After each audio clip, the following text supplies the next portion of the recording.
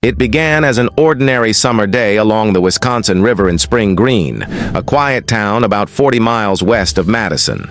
Known for its artsy community and serene riverbanks, nobody here expected horror to strike. A woman and her 2 children were walking to a sandbar at Peck's Landing for a picnic. The boys spotted a large plastic trash bag along the trail. Their mother warned them to leave it alone, but curiosity won. When they opened it, the sight inside made them scream in terror. Authorities were called immediately. The scene that greeted them was beyond comprehension. The torso of a female victim lay in a bag, completely dismembered.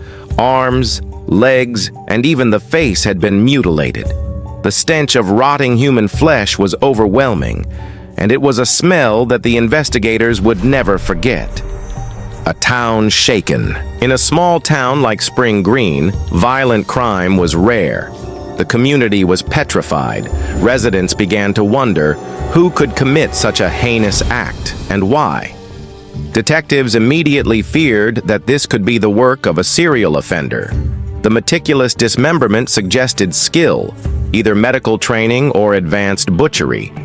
Every cut, every joint removed at precise angles revealed an expertise that went beyond typical criminal behavior. It wasn't random violence, it was deliberate, chilling, and methodical. The search for clues. Investigators knew the body might not be alone. They organized search teams along the river, moving upstream and downstream, scouring sandbars, checking water currents, and searching plastic bags. Time was critical.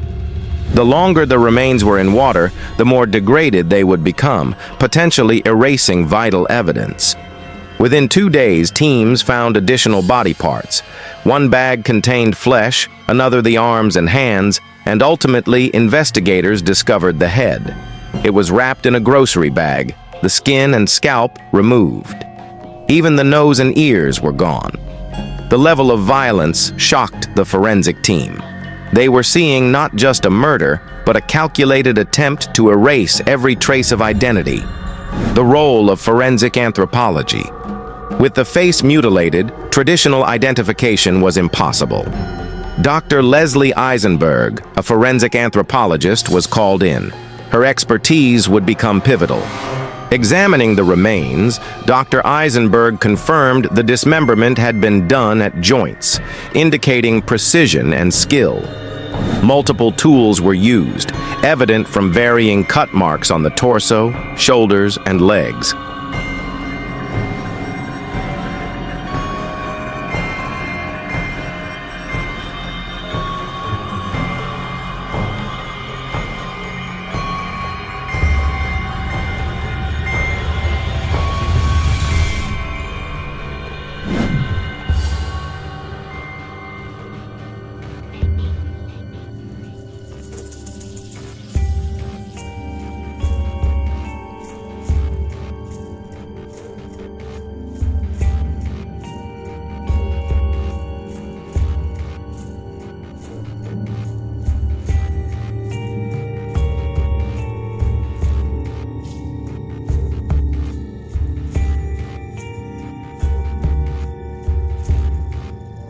The killer's actions suggested training in anatomy or extensive experience in butchery.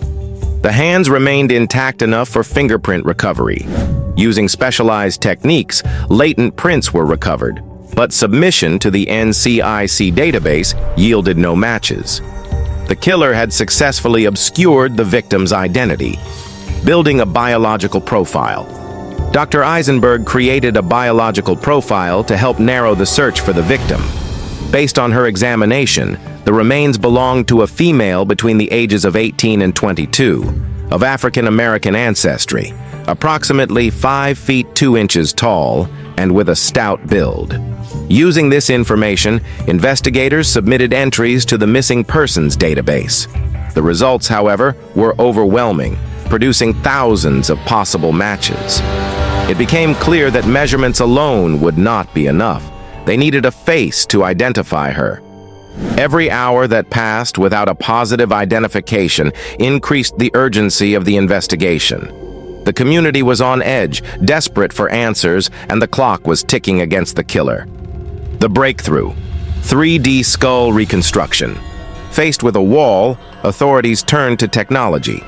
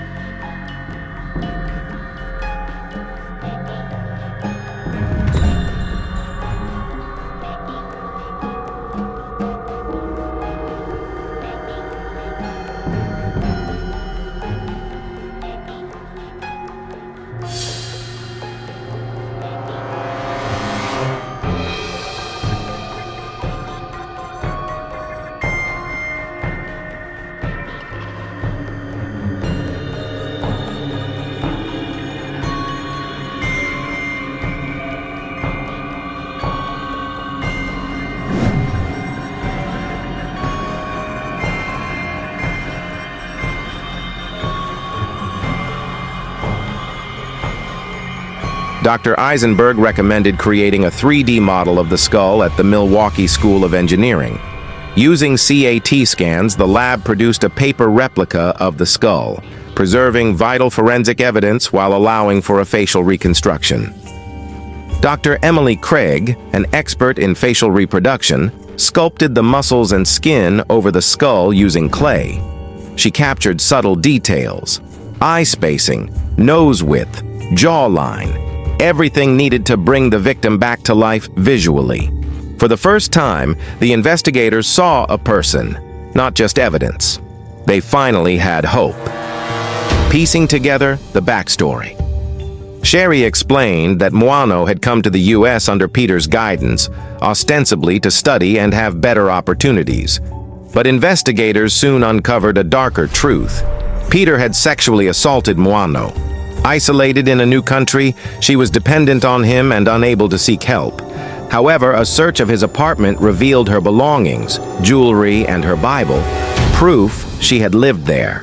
This contradiction raised red flags and put Peter under intense suspicion.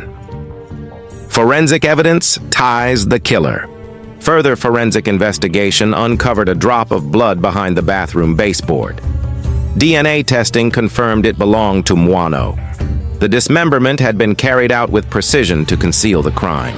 Peter's prior experience with animal slaughtering in Tanzania explained his methodical skills.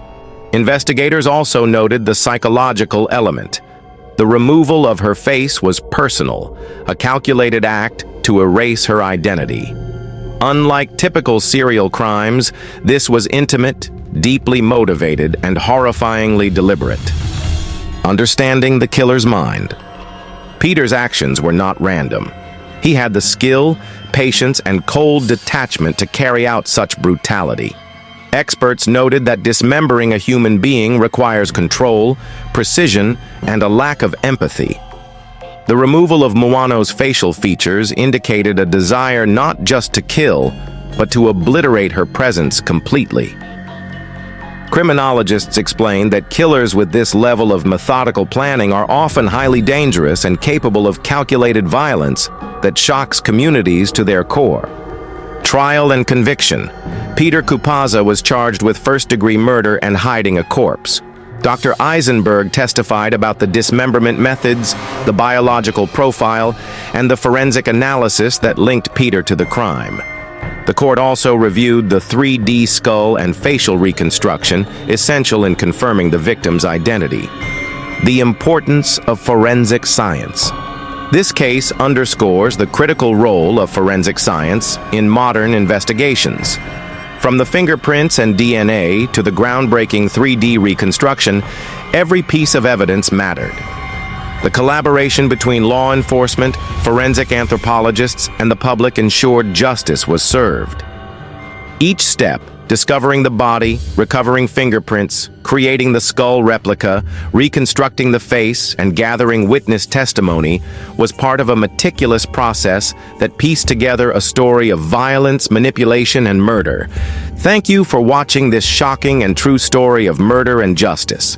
If you found this story compelling, don't forget to like this video, subscribe to the channel, and hit the bell icon to get notified about our next true crime and investigative stories.